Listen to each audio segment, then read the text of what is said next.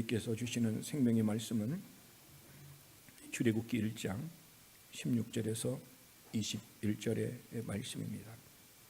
출애굽기 1장 16절에서 21절의 말씀입니다. 우리 다 같이 하나님의 말씀을 한 마음으로 합독하시겠습니다. 이르되 너희는 히브리 여인을 위하여 해산을 도울 때에 그 자리를 살펴서 아들이거든 그를 죽이고 딸이거든 살려두라. 그러나 산파들이 하나님을 두려워하여 애굽 왕의 명령을 어기고 남자 아기들을 살린지라.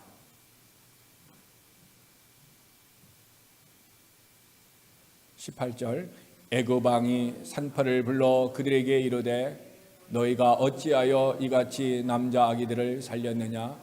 산파가 바로에게 대답하되 히브리 여인은 애굽 여인과 같지 아니하고 건장하여 산파가 그들에게 이르기 전에 해산하였더이다 하매 하나님이 그 산파들에게 은혜를 베푸시고 그 백성은 번성하고 매우 강해지니라.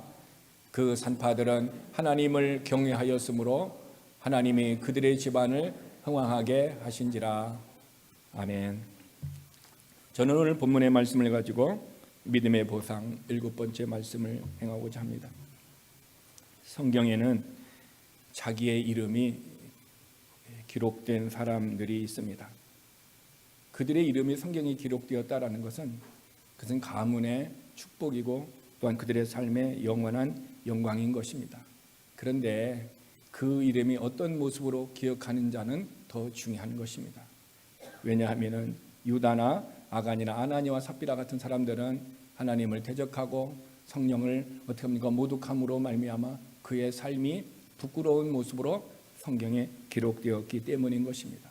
그러나 우리의 이름들은 성경에 기록되지는 않았지만 그러나 우리는 성경 속에 있는 성경이 증거하는 책 속에서 우리의 이름이 기록되어진 줄 믿으시길 바랍니다. 그래서 요한계시록 20장 12절에 보면은 The Book of Life, 그러니까 생명책이 있는데 그 생명책에 예수 이름을 믿고 구원을 얻은 하나님의 자녀들에게는 그 생명책에 이름을 기록해 놓았다 얘기하고 있습니다. 그 이름의 책에 여러분이 기록되어진다고 믿는다면 아멘 하시길 바랍니다. 그러므로 저와 여러분이 그 생명책에 이름이 기록되지 아니했다면 우리가 이 땅에 살아가는 동안에 아무리 그가 종교 생활을 하고 교회에서 많은 일을 행했다 할지라도 그는 하나님 앞에 섰을 때에 그는 하나님의 품에 천국에 들어갈 수 없습니다.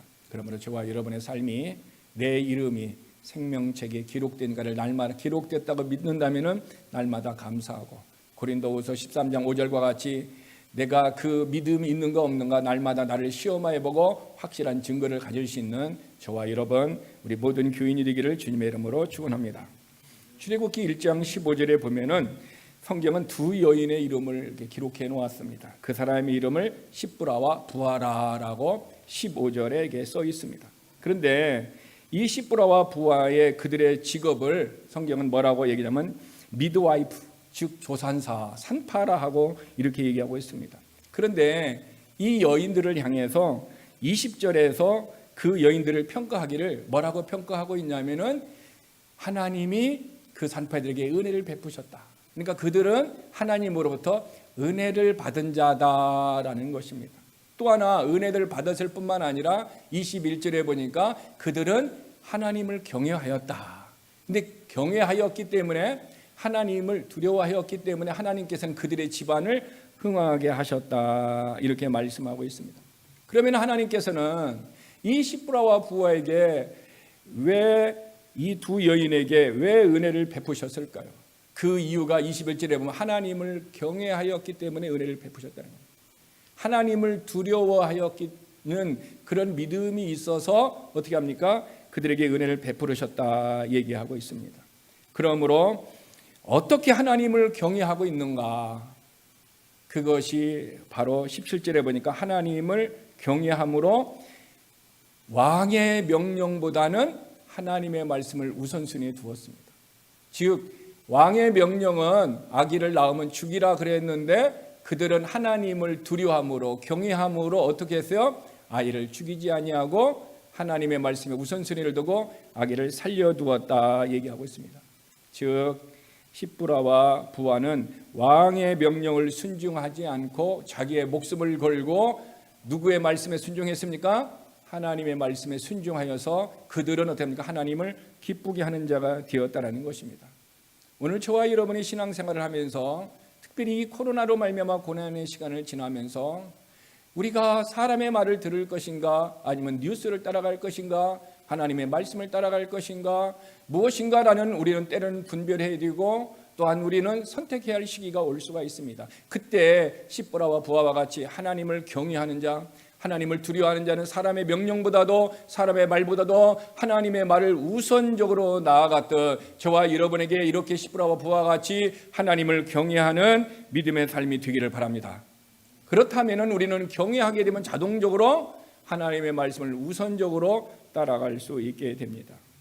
이렇게 하나님을 경외하는 십부라와 부하에게 하나님께서는 은혜를 베푸셨다면 오늘날에도 저와 여러분이 하나님을 경외하고 믿음으로 살게 되면 동일한 은혜를 주시는 하나님이심을 믿으시면 아멘 하시길 바랍니다. 왜냐하면 하나님은요 전에기도 계셨고 지금도 계시며 앞으로 계시며 하나님은 변하지 아니하는 하나님이라 말씀하고 계시기 때문인 것입니다. 그러므로 우리는 오늘 본문을 통해서 하나님을 경외하는 사람들에게 하나님이 은혜를 베푸시는데 그 은혜가 어떤 은혜인가를 우리는 이 아침에 살펴보고자 하는 것입니다. 자, 하나님을 경외했던 이 산파들에게 주신 첫 번째 은혜가 무엇이냐면은 오늘 본문 1장 21절에 보면은 우리 다 같이 한번 읽어보겠습니다. 그 산파들은 하나님을 경외하였으므로 하나님의 그들의 집안을 흥왕하게 하신지라. 하나님을 경외하였으므로 경외하는 믿음이 있었으므로 하나님께서 어떻게 했습니까? 집안을 흥왕하게 했다.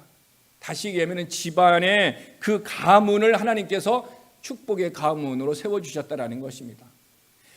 그들의 하나님을 경외하는 한 사람의 믿음 때문에 가문이 세워지고 집안이 흥황하게 되면 축복의 사람의 믿음의 주인공이 되었다라고 얘기하고 있습니다. 그러므로 저와 여러분도 어떻게 합니까? 우리들도 내가 하나님을 경외하는 그런 믿음의 삶을 살 때 나로 말미암아 우리의 집안이 세워지고 우리의 가문이 세워지고 하나님의 축복을 하신다라는 동일한 말씀인 것입니다. 그러므로 하나님은 이 산파들에게 그들에게 은혜를 주셔서 가문을 흥왕하게 하셨다면은 그 증거의 말씀이 또 다른 성경 구절에 있는데 그 성경 구절이 시편 127편 1절에 보면요 여호와께서 세우지 아니하시면 세우는 자의 수고가 헛되다 이래요. 그러니까 하나님께서 집을 세우지 아니하면은 세우는 자의 수고 내가 아무리 노력하고 내가 아무리 열심을 해도 어떻게 합니까? 헛되다. 즉 여호와께서 성을 지켜주시지 아니하면은 어떻게 합니까? 파수꾼에 깨어서 있어도 허소다. 그러니까 하나님이 세워줘야 되고 하나님이 지켜주셔야 된다라는 거예요. 우리의 인생과 우리의 가정과 우리의 비즈니스와 우리의 모든 것을 누가 붙들고 계시나? 하나님이 붙들고 계시다라는 사실인 것입니다. 그러므로 저와 여러분이 우리가 믿음으로 서고 하나님의 축복 가운데 세울 수 있다면 오직 하나님이 그 일을 행하시는데 하나님은 어떤 사람에게 그 일을 행하시느냐? 하나님을 경외하는 자에게 그 한 사람을 통해서 그의 가문을 세우시고 그 믿음의 사람을 통해서 하나님의 그의 가정을 어떻습니까? 세우신다라는 거예요. 다르게 표현하면은 어떤 가정과 가문이 하나님의 그들이 잘 되고 그들이 형통하고 그들의 삶이 있다면은 누군가가 그 중에 하나는 하나님을 경외하며 하나님 앞에 신실한 믿음의 삶을 사람이 있기 때문에 그 사람의 믿음을 통하여 그의 가정과 가문과 그런 모습들을 하나님께서 축복해 주신다라는 사실인 것입니다. 여러분 누가복음 12장 19절에서 20절에 보면요 우리가 한 부자가 나옵니다. 이 부자는 어떤 생각을 하고 있냐면은 이 부자는 농사를 짓는 비즈니스를 했습니다. 농사짓는 비즈니스를 해가지고 이제는 어떻게 합니까? 수확이 너무 많이 거두는 거예요. 너무 많이 거두니까 속으로 이런 생각을 했습니다. 내가 내 영혼에게 이르되 자기 자신이 자기의 영혼에게 말합니다. 뭐라고 얘기합니까? 내 영혼아 내가 여러 해 한 해의 농사를 져가지고 몇 년을 먹을 수 있는 지금 엄청난 지금 축복을 지금 있었습니다. 그랬으니 이제는 뭐야? 쉬고 먹고 마시고 즐기고 4고를 얘기해서 4고를 얘기해요. 쉬고 먹고 마시고 즐거워하자고 자기가 자기의 영혼에게 지금 얘기하고 있다는 것입니다. 그런데 이 사람은 누구에게만 관심이 있어요? 자기 자신에게만 지금 관심이 있는 거예요. 그랬더니 하나님이 20절에 뭐라고 얘기하고 있습니까? 그 사람을 향하여 어리석은 자라. 그러니까 누가 어리석은 자입니까? 자기만 생각하는 사람이 어리석은 자라. 자기도 생각하는 것이 아니라 자기만 생각하는 사람은 성경이 어리석은 자라 얘기하고 있습니다. 그러면서 하나님 얘기합니다. 오늘 밤에 내 영혼을 조로 찾으리니, 오늘 밤에 내가 내 영혼의 주인인데 내 영혼을 내가 가져간다면은 네가 몇 년간 먹을 그런 비즈니스로 성공했다 할지라도 네가 준비한 것이 네 것이 되겠느냐 하고 주님은 그 영혼에게 지금 질문하고 있다라는 사실인 것입니다. 이 부자는요, 오직 나는 있는데 누가 없습니까? 하나님도 없고 이웃도 없습니다. 오직 내 자신에게, 내가 내 영혼을 위하여, 나를 위하여, 성경에 보면은 6번을 지금 얘기하고 있어요. 오직 자기 자신에게만 온통 관심이 있다라는 사실인 것입니다. 오늘 저와 여러분의 삶 속에서 이 부자는 자기 자신이 자기가 재산을 불릴 수도 있고 그 재산을 지킬 수 있다라고 자기가 생각을 한 거예요. 자기 자신의 능력으로 모든 것을 할 수 있다라고 생각했다라는 것입니다. 그런데 하나님은 네 능력과 네가 모든 것을 할 수 있느냐? 그 사람을 향하여 어리석다 얘기하고 있습니다. 왜 그랬습니까? 그 모든 것을 어떻게 합니까? 세워주는 것, 지켜주는 것 다 누가 하시는 것입니까? 하나님이 하신다라는, 이 부자에게는 하나님이 하신다라는 그 하나님의 말씀을 몰랐기 때문인 것입니다. 그러므로 저와 여러분의 삶이, 우리는 인생을 살아가면서 내 노력과 내 자신의 힘과 능력으로 행하려고 하지 말고 하나님의 능력, 하나님의 도움, 하나님의 역사를 의지하면서 하나님의 능력으로 행하는 자가 어리석은 자가 아니라 그 사람이 지혜로운 자인 줄 믿으시길 바랍니다. 근데 우리 주변에 한번 사람을 돌아보면요, 믿지 아니하는 사람들의 삶은 오직 누구에게 있어요? 자기 자신에게 있어요. 오직 내 능력으로 내가 자수성가했다. 오직 내 힘과 능력으로 내가 이것을 이루었다. 그래서 나는 아메리칸 드림을 이루었다 얘기합니다. 오직 자기 자신에게 있습니다. 그러나 예수 그리스도를 믿는 사람은 내가 이룬 것이 아니라 하나님이 내게 능력 주시고 하나님이 내게 은혜 주시고 하나님이 내게 환경을 열어주시고 하나님이 내가 만나게 하시고 역사하여 주셔서 이루었다라고 영광을 하나님 앞에 돌릴 수 있는 사람이 예수 그리스도를 믿는 그리스도임을 믿으시길 바랍니다. 그렇다면 그 사람이 그리스도인이고 그 사람이 하나님을 믿는 자라면 나는 어떤 모습인가?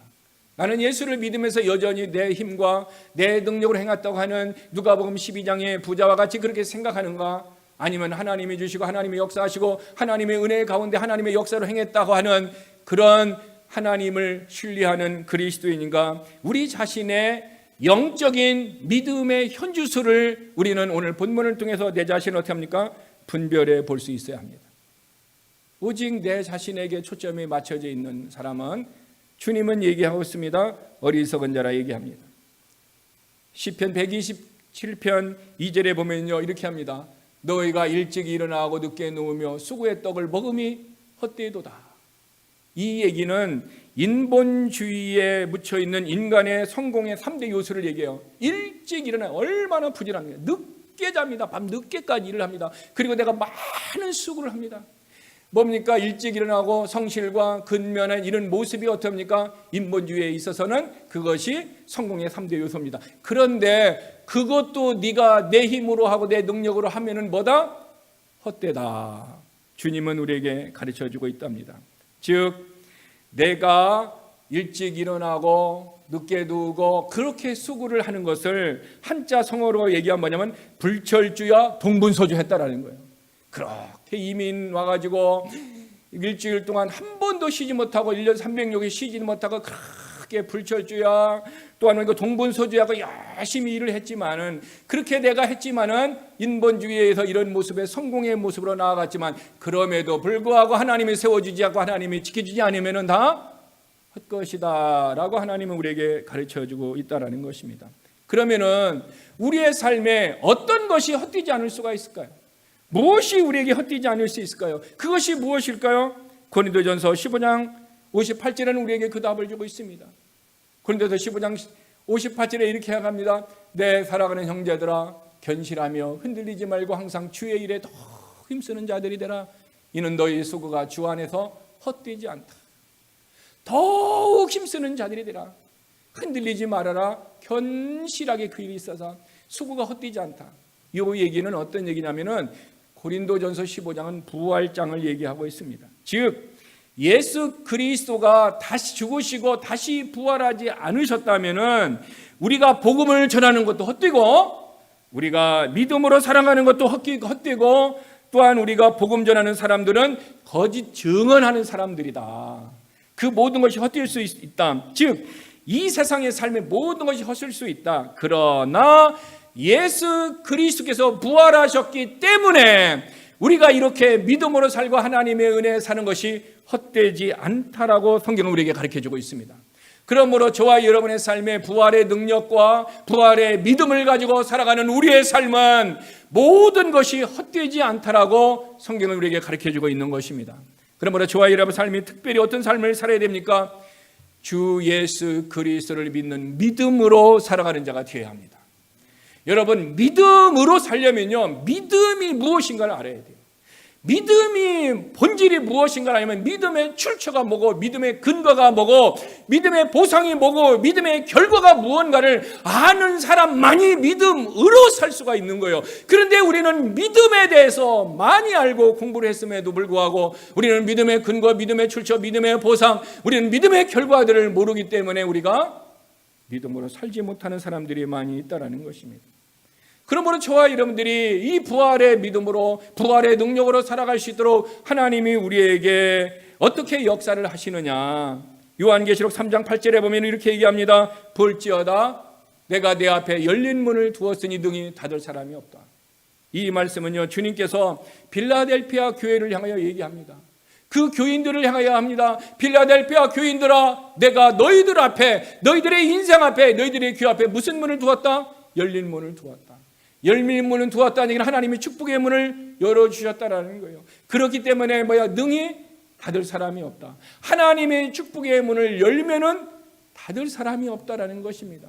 다르게 얘기하면 하나님의 그 축복의 문을 닫으면은 어떤가 능히 사람이 그 문을 열 수 없다. 오직 하나님의 전지하고 전능하신 능력에 의해서만 하나님께서 우리들에게 어떻게 합니까? 열린 문을 주실 수도 있고 또한 우리들에게 어떻게 합니까? 축복의 문을 허락하여 주신다라는 것입니다.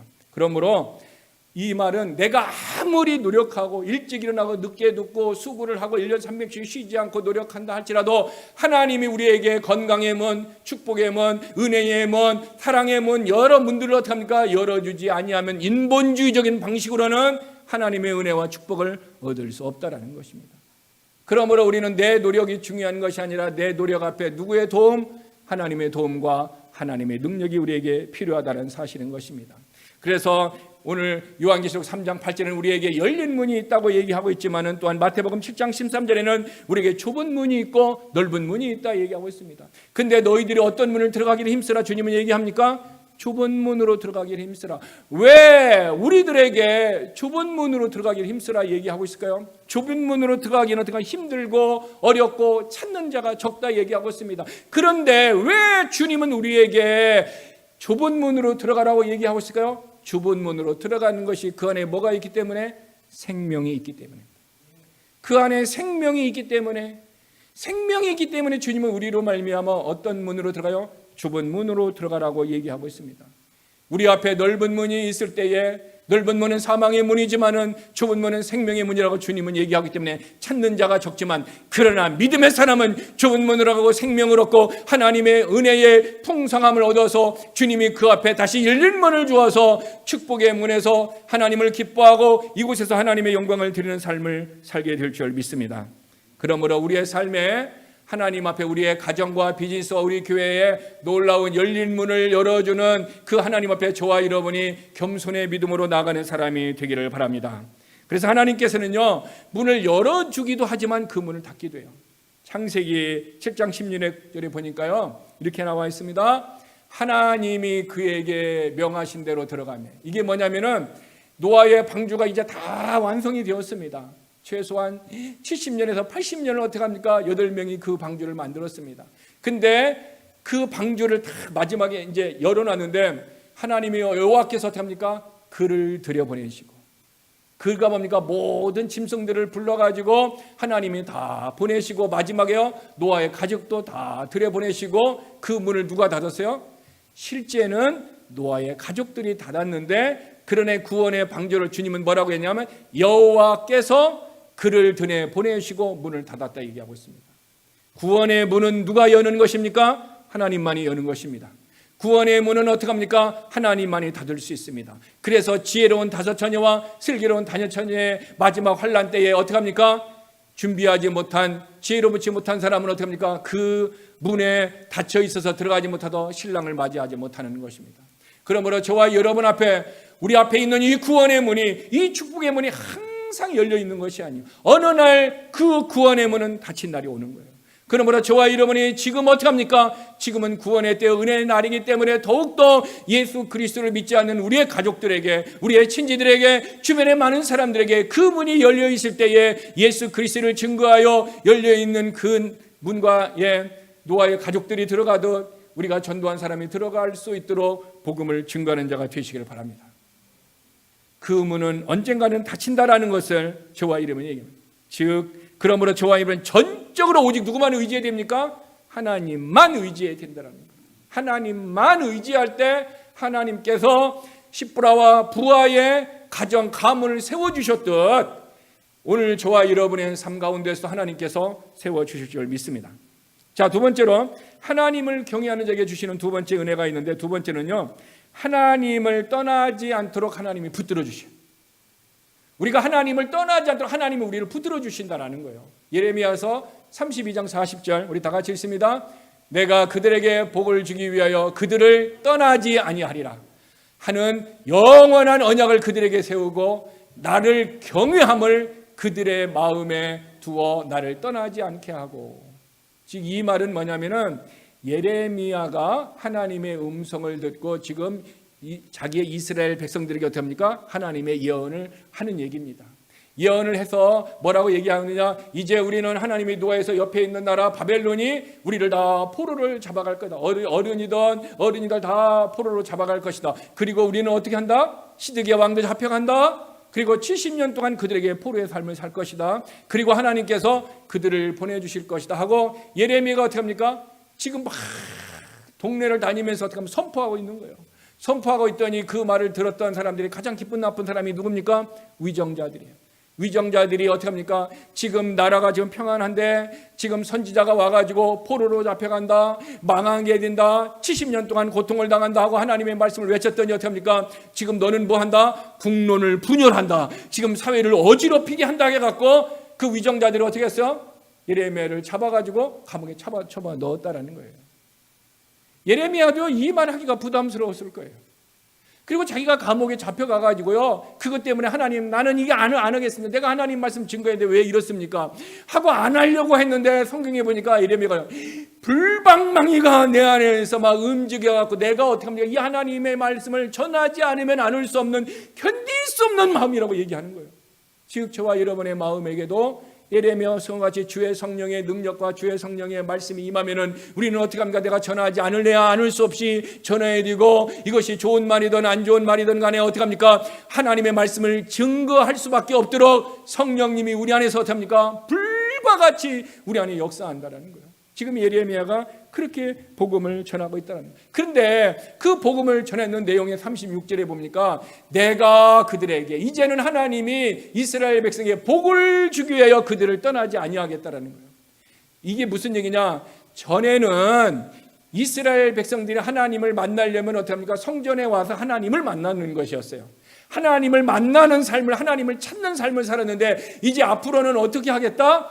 하나님께서 어떻게 하겠냐면 내가 너희를 찾아와서 내가 너희가 어떻게 해요? 함께 해서 떠나지 않게 하도록 하겠다라는 거예요.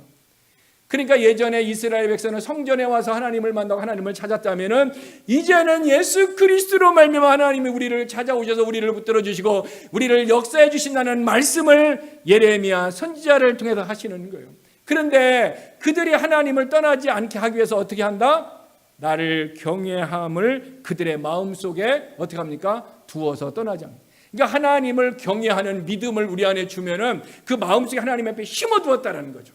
하나님을 경외함이 있는 사람들은 하나님을 떠나는 마음이 생긴다 안 생긴다? 안 생긴다라는 거예요. 오늘로 얘기하면은 주의 성령이 우리에게 부어주시면은 우리는 성령이 우리를 붙들어 주셔서 그 무엇도 하나님과 우리의 관계를 끊을 수 없다라고 성경은 얘기해 주는 거예요. 그러니까 하나님은 성령을 통하여 우리를 붙들어 주시고 인도해 주시고 역사해 주신다라는 것입니다. 그렇게 하기 위해서 우리의 마음에 하나님의 경외함을 두어준다. 이 얘기는 다시 우리에게 하나님의 무엇을 넣어준다? 믿음의 선물을 주셔서 그 믿음으로 말미암아 살아가도록 하나님이 도와주신다는 거예요. 이 예레미야 예언을 통해서 깨닫게 되는 신약의 진리가 있다면 그것은 고린도후서 5장 7절의 말씀입니다. 고린도후서 5장 7절의 말씀은 이는 우리가 믿음으로 행하고 보는 것으로 행하지 아니함이라. 이제는 우리가 내 안에 하나님이 경외하는 마음을 심어주는 사람은 이제 무엇으로 행해야 된다? 보는 것으로 행하지 않고 믿음으로 행해야 된다. 그러니까 믿음이 없는 사람은 믿음으로 행할 수 없게 되는 거예요. 근데 믿음으로 행하는 것 같이 보이는 것 같지만 실상은 믿음으로 행하는 것이 아닌 거예요. 왜냐하면 믿음은 선물입니다. 믿음의 주인은 예수 그리스도이십니다. 믿음은 성령의 열매인 것입니다. 그러므로 그 믿음은 내게 생기는 것이 아니라 하나님이 주셔야 내가 가질 수 있는 것입니다. 그러므로 그 믿음을 가진 자는 어떻게 합니까? 믿음으로 행한다라고 우리 고린도후서 5장 17절은 우리에게 가르쳐주고 있다는 것입니다. 그래서 우리가 믿음으로 행하면은 하나님이 우리에게 영원히 떠나가지 않는다.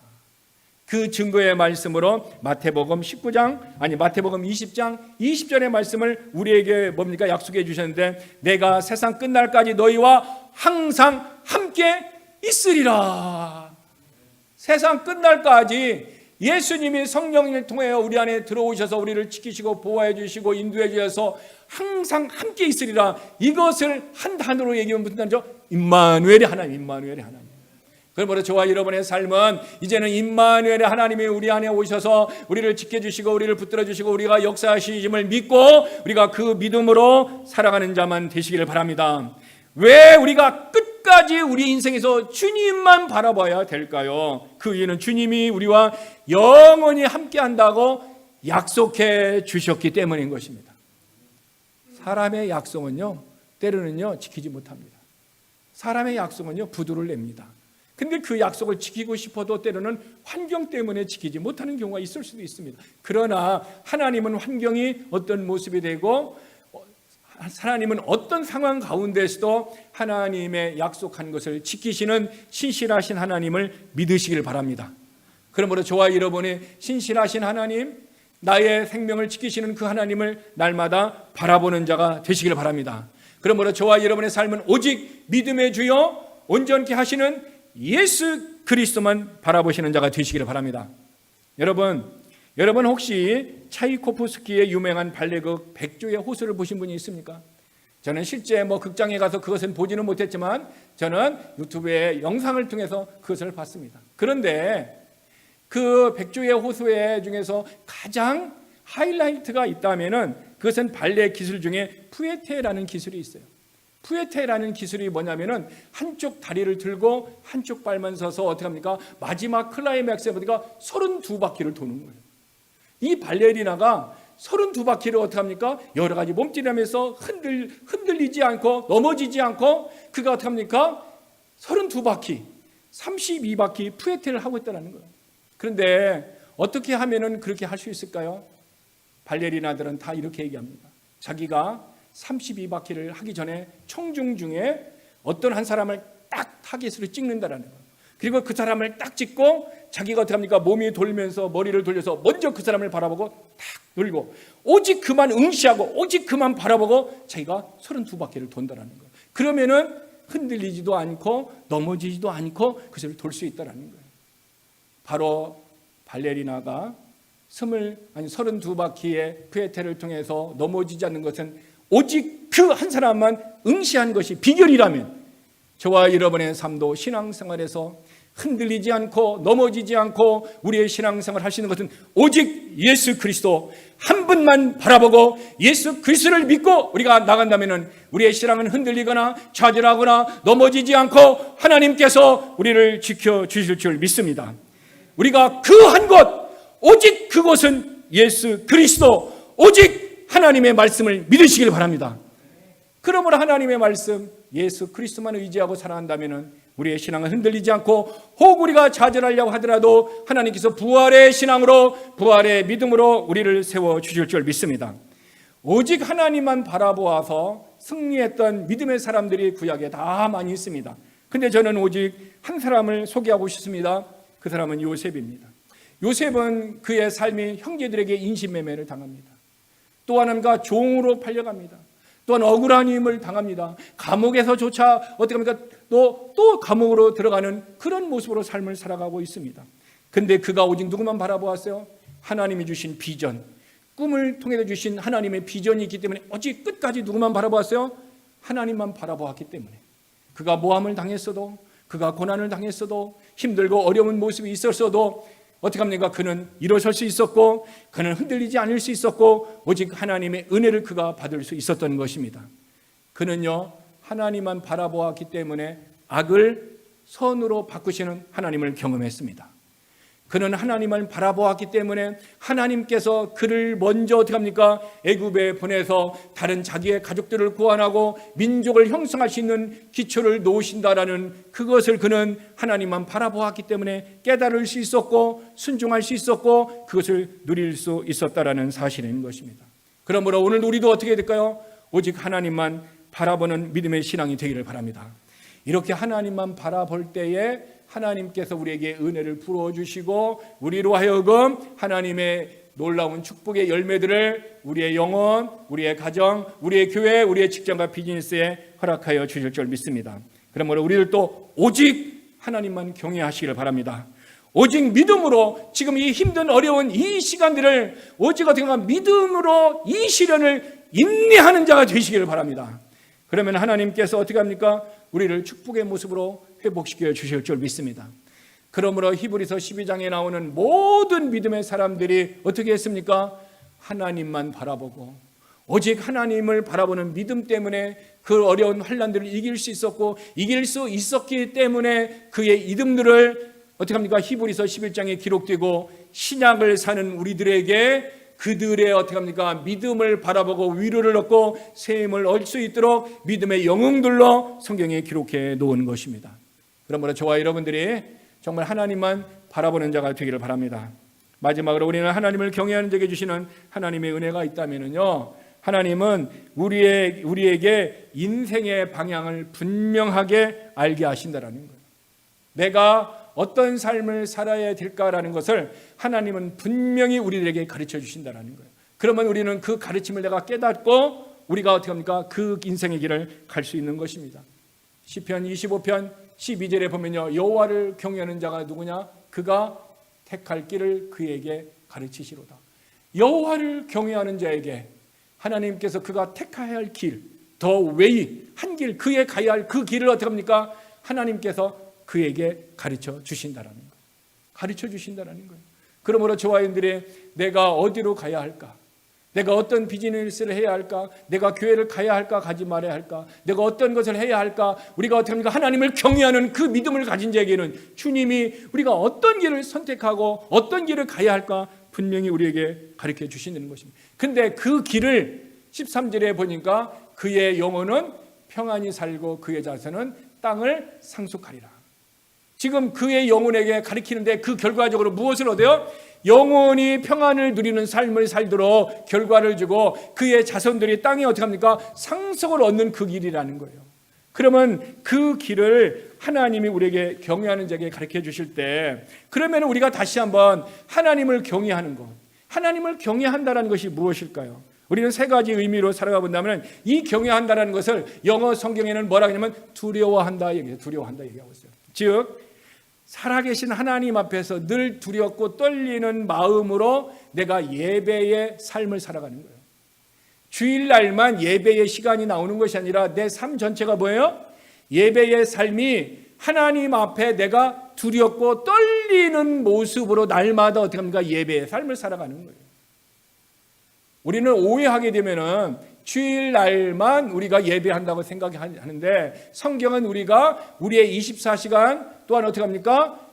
일주일 또한 한 달, 1년 365일을 우리가 어떤 삶? 예배의 삶을 살기를 원한다.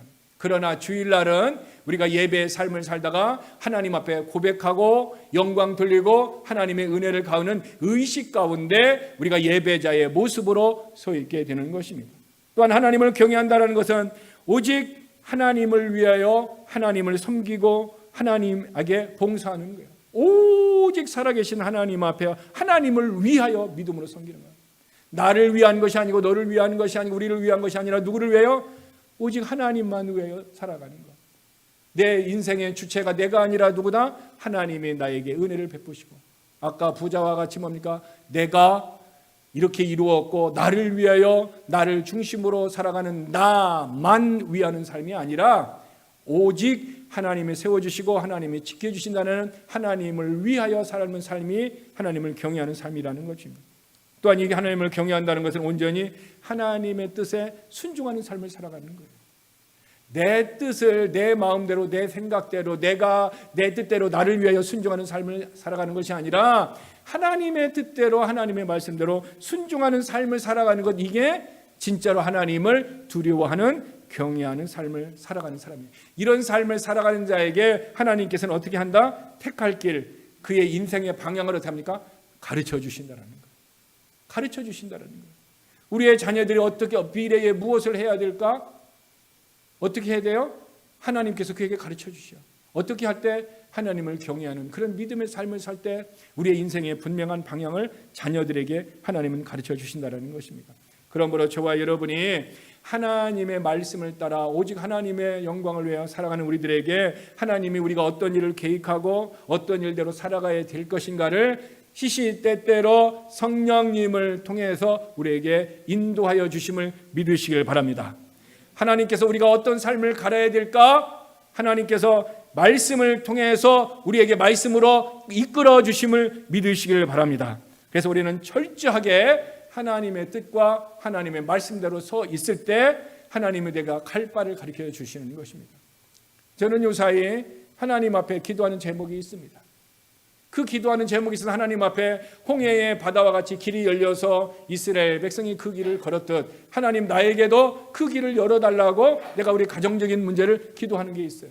그런데 오늘 샥 깨달음이 왔어요. 운전하고 오는데요, 나는 열어달라고 기도했는데요, 하나님이 내 마음에 깨달음을 주시는 것은 뭐냐면, 열어달라고 기도하지 말고 이스라엘 백성이 요단강을 건널 때 어떻게 하고 있습니까? 법궤를 맨 제사장들이 흐르는 물을 밟을 때 그가 믿음으로 순종할 때 그 길이 열렸듯, 길이 열려서 가지 말고 네가 하나님의 말씀을 받고 그 믿음으로 순종하면은 그것이 길이 되고 그것이 열린다라는 그런 마음의 감동을 주셨어요. 그래서 저는 기도를 바꾸기 했어요. 내가 길을 열어달라는 것이 아니라 하나님 주님이 내게 말씀을 주시면 내가 이제 그 길을 믿음으로 순종하며 가겠습니다. 가게 되면 하나님이 그 길을 열어주신다라는 여호수아를 통해서 이스라엘 백성이 요단강을 건너는 그 믿음을 요구하는 시기와 같이 주님이 저에게도 그런 감동을 주셨습니다. 여러분, 주님께서는요, 어떤 모습으로든 저와 여러분들이 하나님의 뜻대로 행할 수 있도록 하나님을 경외하는 믿음을 사는 자에게 말씀으로 인도해 주시고 또한 성령을 통해서 역사해 주시고 가르쳐 주실 줄 믿습니다. 그러므로 저와 이번에 철저하게 하나님을 의지하고 하나님을 바라며 믿음으로 순종하는 성도가 되시기를 바랍니다. 그러면은 하나님의 가르침을 받는 자, 하나님의 경외함을 통해서 그 은혜 안에 있는 자는 우리가 어떤 성품의 모습으로 있어야 될까요? 시편 25편 9절에 보니까 온유한 자를 정의로 지도하시며 온유한 자에게 그의 도 그의 길을 가르쳐준다. 즉 하나님이 가르침을 받는 자는 경외함으로 살아가는 믿음이지만은 우리의 영적인 성품이 뭐가 있어야 된다? 온유함이 있어야 된다라고 가르쳐주는 것입니다. 여러분, 성경의 구약 성경에 가장 온유한 자라고 우리가 뽑을 수 있다면 누구를 뽑을 수 있어요? 민수기 12장 3절에 보니까 이 사람 모세가 온유함이 지면에 모든 사람보다 더하더라. 그러니까 모세는 온유하다 얘기하고 있어요. 그래서 모세가 온유하니까 어떻게 합니까? 기도하면 하나님이 어떻게 합니까? 바로바로 응답을 주시는 거예요. 기도하면은 어떻게 합니까? 하나님께서 어떻게 합니까? 응답을 줘가지고 그 응답을 붙들고 기도하니까 현상이 막 나타나는 거예요. 모세에게는 하나님이 지도해 주시고 인도해 주시고 역사해 주시고 이런 일들을 모세를 통해서 나타나는 거예요. 하나님이 그 길을, 하나님을 경외하는 모세에게 그 길을 가르쳐 줬는데 그 모세의 성품이 어떤 모습이었다? 온유함이었다라는 거예요. 그러므로 저와 여러분이 온유함이란 뭘까요? 지난번에 우리는 온유의 열매를 통해서 우리는 다 하나님의 말씀을 알고 있습니다. 한마디로 얘기하면은 온유함이라는 것은 성령의 인도하심이 우리에게 감동으로 온다든가 하나님의 말씀이 우리에게 감동으로 왔을 때 어떻게 합니까? 순종할 수 있는 준비된 영적인 성품이에요. 이것은 성령의 열매예요. 즉 어떤 것이든지 성령님이 말씀하시고 어떤 것이든지 주님이 내게 말씀하시면 내가 내 생각대로 내 뜻대로 내 마음대로 행하지 아니하고 하나님의 생각대로 하나님의 지식대로 하나님의 뜻대로 순종하려는 성품, 이것이 뭐냐? 온유함이라는 거예요.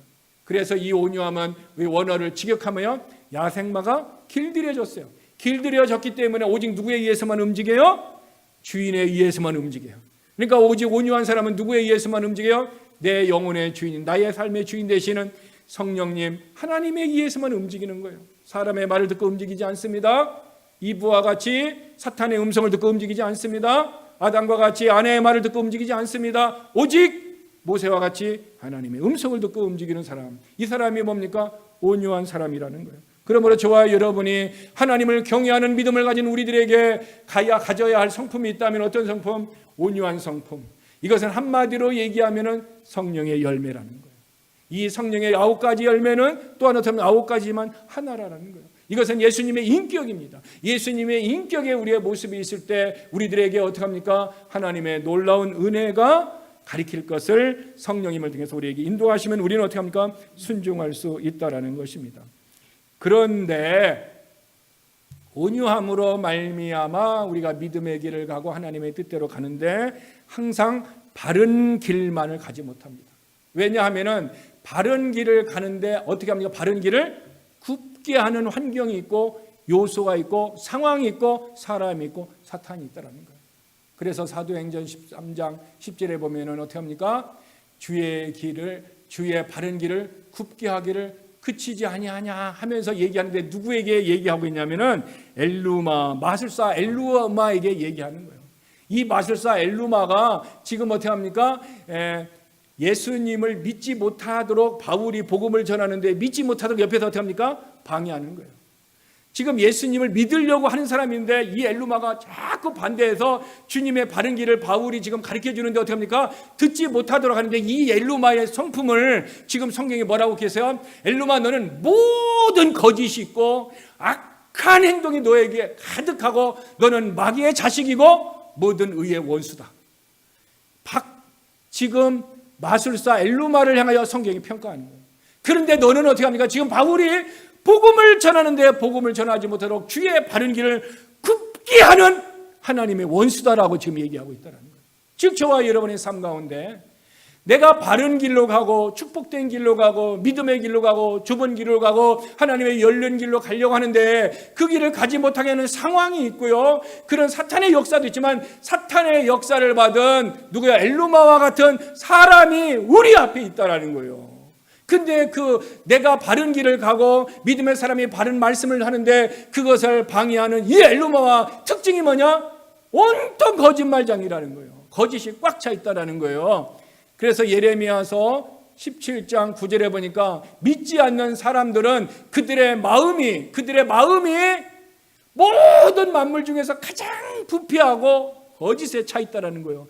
이것이 예수 그리스도를 믿지 않는 사람들의 마음이라고 성경은 얘기하고 있는 거예요. 내가 얘기하지 않았습니다. 성경이 그렇게 얘기하고 있습니다. 그래서 이 엘루마가 마술사가 그런 것이 있으니까 뭐가 있어요? 거짓이 꽉 찬 거예요. 그래서 어떻게 합니까? 그가 하는 행동은 다 악한 행동이에요. 그것이 가득 찬 거예요. 그래서 어떻게 합니까? 그는 신분적으로 마귀의 자녀라는 거예요. 그리고 모든 의의 원수라는 거예요. 여러분, 아담이 하나님의 말씀을 순종하려고 했는데요. 그 말씀을 순종하지 못하게 한 사람이 누구였습니까? 자기 아내, 그 사람의 이름은 하와. 그는 어떻게 합니까?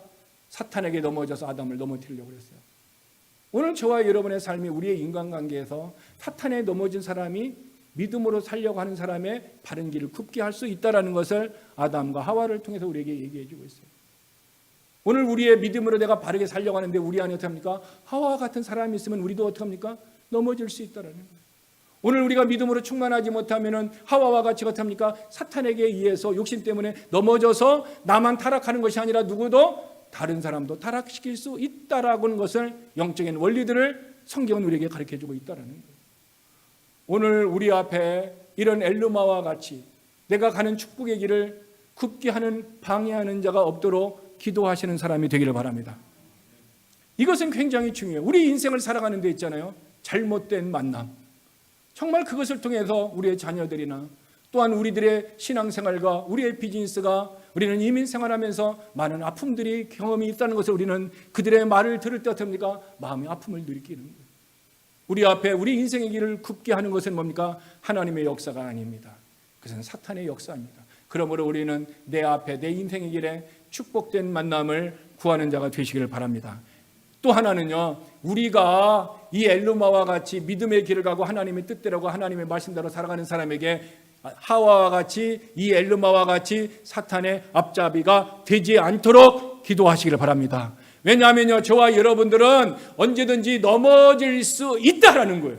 저도 넘어질 수 있고 여러분도 넘어질 수 있어요. 사탄이 무엇과 같이 옆에 있어요? 사자가 삼킬 자를 삼키고 옆에 있으면서 으르렁거리면서 우리를 넘어뜨리려고 하고 있다는 거예요. 그러므로 우리가 조금 한눈 팔게 되면 어떻게 합니까? 넘어져가지고 백슬라이딩, 미끄러져가지고 죄를 지어서 어떻게 합니까? 우리는 예배 끝나고 예배당을 나가면서 집으로 가는 순간 그 중간에 10분에서 20분, 30분 사이에 백슬라이딩 될 수 있어요. 왜? 사탄이 우리를 문제 삼아서 넘어뜨린다는 거예요. 그렇게 하지 않으려면 우리가 어떻게 됩니까? 하나님을 경외하는 믿음으로 충만해야 합니다. 정말 하나님의 믿음이 우리 안에 성령의 능력으로 충만해야 하나님이 우리를 하나님의 어떻게 합니까? 내가 하나님에게서 떠나가지 않도록 생각이 떠나가지고 마음이 떠나가지 않도록 우리를 어떻게 합니까? 붙들어 주시는 하나님, 성령의 능력 가운데 하나님의 능력 가운데 내 마음이 사로잡힌 자가 돼야 넘어지지 않는다는 거예요. 그러므로 우리는 어떻게 됩니까? 성령의 충만함을 받아야 돼요. 그 성령의 충만함을 받을 때 우리의 삶이 어떻게 합니까? 구부러지는 길을 어떻게 하면 내 앞에 있어도 넘어지지 않고 넓은 길이 있어도 가지 아니하고 좁은 길로 가며 하나님이 열린 문으로만 우리가 들어갈 수 있게 된다는 것입니다. 그래서 요한복음 14장 6절에는요, 우리가 그렇게 삶을 사는 게 중요한 진리의 말씀을 가르치는데 예수께서 이르시되 예수님의 내가 곧 길이요 진리요 생명이다. 주님이 얘기합니다. 예수님이 뭐다? 진리다. 진리. 진리는 무엇입니까? 인격입니다. 누구의 인격이요? 예수 그리스도의 인격입니다. 그러므로 이 성경은요, 하나님의 계시된 말씀이요. 그러니까 하나님의 마음과 생각과 그 모든 뜻을 계시를 통해서 기록되어진 이 말씀 성경은 뭐냐? 진리고 이것을 주신 분도 아버지 하나님의 성령님을 통하여 주셨기 때문에 말씀이 진리요, 예수님이 진리고 예수님이 우리의 가야 할 길이심을 믿으시길 바랍니다. 그러므로 저와 여러분이 내가 어떤 길을 가려야 할까? 다른 길이 없습니다. 32바퀴를 하는 푸에타는 그 발레리나가 오직 한 사람을 응시하듯 우리도 오직 예수만 바라보며 믿고 나아갈 때 그분은 길이요 진리요 생명이기 때문에 나를 책임지고 우리의 가정과 우리의 자녀를 책임지고 우리의 교회와 이 나라의 민족을 책임져 주실 줄 믿습니다. 그러므로 저와 여러분이 오직 누구요? 예수 그리스도만 바라봐야 됩니다. 그러려면 우리가 어떻게 해요? 내 인생의 부르심의 목적을 분명히 알아야 돼요. 여러분, 내 인생에 왜 살아야 되나? 왜 태어나는가? 분명한 인생을 목적을 모르면요, 그것을 깨달을 때까지 인생을 어떻게 하면 허비하는 삶을 살아요. 인생을 하면 어떻게 합니까? 끝나고 난 다음에는 내 인생이 끝날 때나 또 어떻게 합니까? 1년이 지나고 한 달이 지난 다음에 뭐밖에 없어요? 후회하는 삶이 없어요.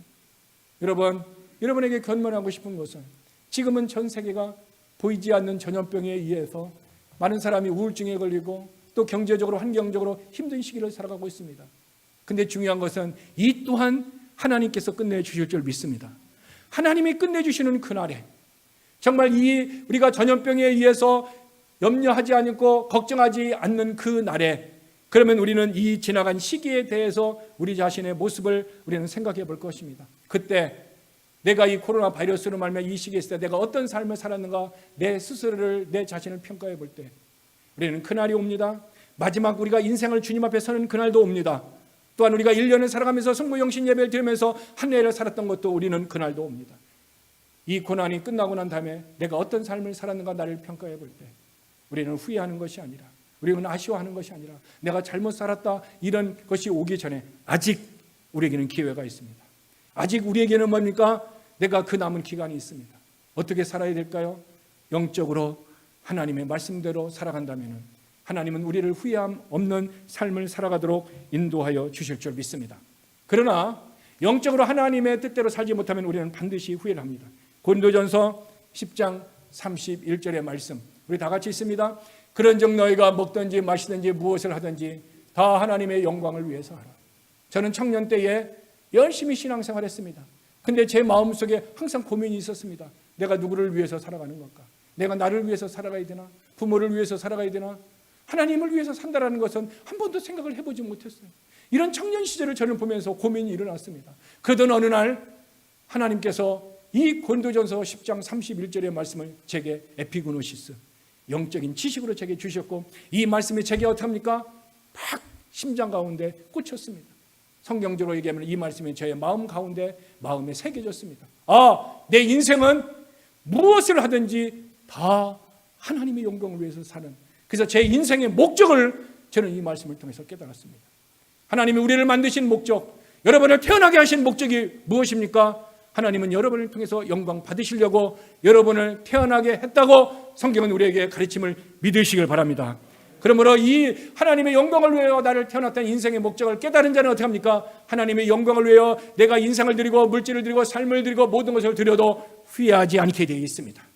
이것을 위하여 살아가는 자는 우리가 하나님을 위하여 살아간 모든 것이 감사하고 모든 것이 영광스럽고 모든 것이 하나님 앞에 축복이 되어질 줄 믿습니다. 그러므로 여러분, 저와 여러분이 오직 하나님의 영광을 위하여 살아간 자 되기를 바랍니다. 또 하나 베드로전서 4장 2절의 말씀입니다. 베드로전서 4장 2절은 그 후로는 다시 사람의 정욕을 따르지 않고, 이제는 예수를 믿은 다음부터는 너희가 뭡니까? 사람의 정욕을 따르지 않고 하나님의 뜻을 따라 육체의 남은 때를 살게 합니다. 이제는 우리가 예수를 믿고 난 다음부터는 사람의 정욕대로 사는, 내 안에 일어나는 정욕으로 살지 않고 네가 주는 정욕으로 살지 아니하고 우리가 주는 어떤 세상의 쾌락으로 살지 아니하고 어떻게 합니까? 하나님의 뜻을 따라서 육체의 남은 때, 육체의 남은 때 뭐예요? 내 인생의 남은 때, 내 인생의 남은 시간들을 누구를 위하여? 하나님의 뜻을 따라 살아야 된다. 오늘 우리의 남은 시간, 우리가 예수를 믿고 이제는 남은 우리의 시간이 우리는 모릅니다. 우리는 어떻게 합니까? 내일 하나님이 데려간다면 우리의 인생이 내일 끝날 수 있습니다. 우리가 1년을 지나고 나서 하나님이 데려가면 그 사람은 남은 인생이 1년일 것입니다. 근데 우리는 남은 날을 알 수가 없어요. 누구만 알아요? 하나님만이 아시는 거예요. 근데 육체의 남은 때를 우리가 무엇을 위해 살아야 돼요? 하나님의 뜻을 따라 살아가는 거예요. 누구에게? 하나님을 경외하는 예수 그리스도를 믿는 믿음의 사람들은 우리의 육체의 남은 때를, 내 인생의 남은 때를 하나님의 뜻을 따라 살아야 된다는 거예요. 또 하나 우리는 고린도후서 5장 15절에 보면은 그가 모든 사람을 대신하여 죽으시면 살아있는 자들로 하여금 다시는 그들 자신을 위하여 살지 않고, 예수 그리스도께서 죽으시고 부활하신 이유는 이제는 누구를 위하여 살지 않고 내가 나를 위하여 살지 않고, 내가 나를 위하여 살지 않고 오직 그들을 대신하여 죽었다가 다시 살아나신 이 누구? 예수 그리스도를 위하여 살게 하십니다. 예수를 믿은 저와 여러분은 예수를 믿기 전에는 누구를 위해 살았어요? For me, 나를 위해서 살았다면 이제는 내가 부활하신 예수님을 믿고 난 다음에는 for me가 아니라 for God, 하나님을 위해서 살아야 된다라고 성경은 우리에게 인생의 목적을 가르쳐 주었습니다. 여러분, 우리는 이 고린도전서, 베드로전서, 고린도후서에 나오는 이 말씀 앞에서 과연 내가 어떤 삶을 살았는가, 우리는 내 자신의 모습을 한번 돌아보기를 바랍니다. 그리고 내가 정말 육신의 남은 때를 하나님을 위해 살고 이제까지는 나를 위해서 살았으나 이제는 나를 대신해서 죽으시고 부활하시는 하나님을 위해 살고 또한 모든 것을 하나님의 영광을 위해 살아갈 때 나는 과연 그 말씀대로 순종하고 살아간 내 믿음의 발자취를 남긴 사람인가? 아니면 말씀은 여전히 그렇게 하고 있음에도 불구하고, 말씀은 여전히 알고 있음에도 불구하고, 여전히 바리새인과 같이 다른 사람에게 그런 말씀을 살으라고 얘기했음에도 불구하고 여전히 나의 모습은 어떤가? 한마디로 얘기하면은 동방 박사들이 와가지고 유대 땅에 와가지고 뭐라고 했습니까? 너희들의 왕이 나는데 어디서 나느냐 물었을 때 서기관과 바리새인과 모든 사람들이 어떻게 보면 유대 땅 베들레헴에서 난다라고 하고 그들은 정확하게 동방 박사에게 가르쳐 줬습니다. 그래서 동방 박사들은 그 뜻을 알고 어떻게 합니까? 유대 땅 베들레헴으로 갑니다. 그런데 하나님의 말씀을 알았고 그 말씀을 믿었다고 하는 바리새인, 서기관, 제사장 모든 사람들은 그 땅에 베들레헴 땅에 가서 그들은 주님을 경배하지도 아니하고 그들은 그것을 믿었다고 하나 믿지도 않았고 가지도 않았다라는 사실을 우리는 성경을 통해서 읽었다면 오늘 혹시 저와 여러분의 삶도 우리는 주님의 말씀을 알았고 주님의 말씀을 배웠고 주님의 말씀대로 다른 사람에게 가르쳐 보기도 했지만 그러나 정작 여전히 우리는 바리새파 사람들과 같이 여전히 우리는 서기관과 같이 여전히 우리는 동방박사에게 그 말씀을 가르쳤던 사람과 같이 말은 하나 행함이 없다면 야고보서는 우리에게 그 말씀을 이렇게 얘기합니다. 행함이 없는 믿음은 죽은 것이다. 어쩌면 저와 여러분은 100% 살아있는 믿음이 아니라 0%의 죽어있는 믿음을 가지고 있는지도 모릅니다. 그렇다면 우리는 이제 다시 하나님을 경외하는 자에게 하나님의 은혜를 통해서 우리가 가야 할 길을 가르쳐서 분명한 인생의 목적을 하나님께서 우리에게 가르쳐 준다면 우리는 어떻게 살아야 될까요? 오직 하나님의 영광을 위해서 살아가야 될 줄 믿습니다. 고린도후서 2장 16절에는 두 종류의 냄새가 나는 인간들이 있다고 얘기합니다. 이 사람에게는 사망으로부터 사망에 이르는 냄새가 나게 하고 또한 저 사람에게는 생명으로부터 생명에 이르는 생명의 냄새가 나는데 누가 이런 사람이냐라는 거예요. 누가 사망에 이르는 냄새를 가진 사람입니까? 그 사람은 예수 그리스도를 거절한 사람이에요.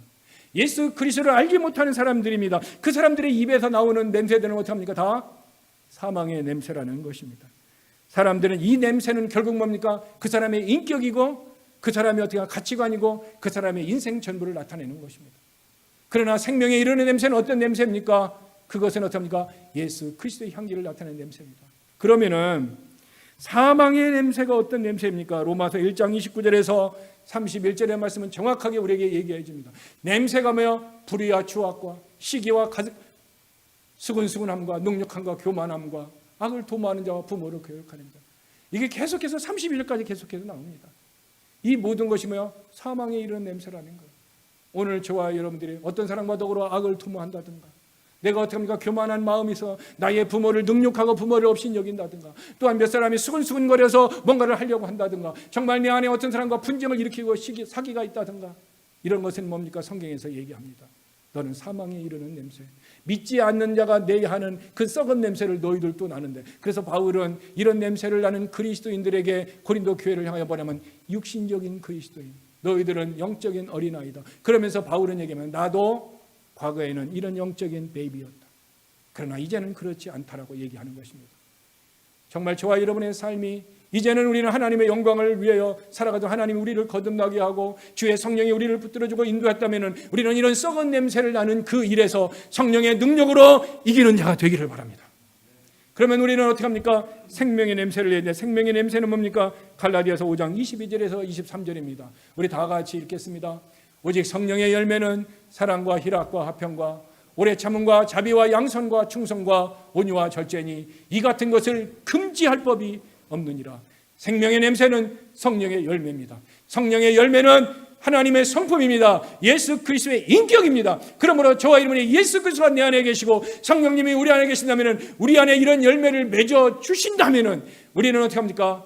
사망에 이르는 냄새가 아닌 생명에 이르는 냄새를 살아 하나님 앞에 영광을 드리고 십부라와 부하와 같이 하나님을 경외함으로 그 은혜를 받아서 하나님의 영광스러운 모습으로 살아가도록 성령님이 우리를 끝까지 붙드시고 역사하심으로 그 능력으로 살아갈 수 있도록 도와주시는 것을 믿으시길 바랍니다.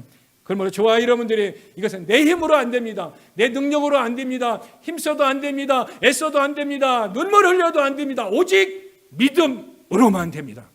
그러므로 저와 여러분이 이런 믿음을 가지고 살아가도록 오늘도 하나님을 의지하고 하나님만 바라보는 그런 모든 저와 여러분 우리 모든 성도가 되기를 주님의 이름으로 축원합니다. 기도하겠습니다. 하나님을 경외하는 성도들에게 하나님께서 성령님을 통하여 그들에게 생명의 길로 인생의 방향을 분명히 가르쳐 주신다고 약속했습니다. 하나님, 우리에게 성도들이 그 인생의 방향이 어디로 가야 할까, 무엇을 해야 할까 방황하지 않고 분명한 인생의 목적을 알아서 남은 육신의 때를 하나님의 영광을 위하여 살아갈 수 있는 분명한 은혜를, 분명한 하나님의 말씀을 주시옵소서. 또한 하나님의 역사를 통하여 하나님을 떠나지 않고 늘 하나님이 붙들어 주시는 그 은혜를 받아서 마지막 우리 모두가 주님 앞에 그 천국에서 다 만날 수 있도록 성령의 능력으로 날마다 우리의 믿음, 우리의 삶, 우리의 입술, 때로는 우리의 혀, 우리의 귀, 우리의 팔을 하나님 붙잡아 주옵소서.